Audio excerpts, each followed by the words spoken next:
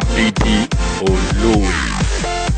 Ohun tí a ó máa gbé yẹ̀wò lónìí ni alífábẹ́ẹ̀tì Yorùbá. Ẹ máa bá wa ká lọ. A, B, D, E, Ẹ, F,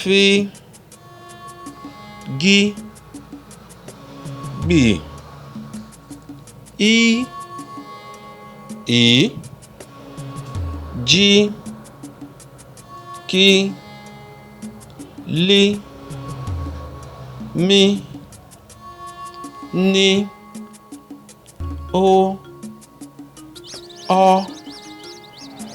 P, R,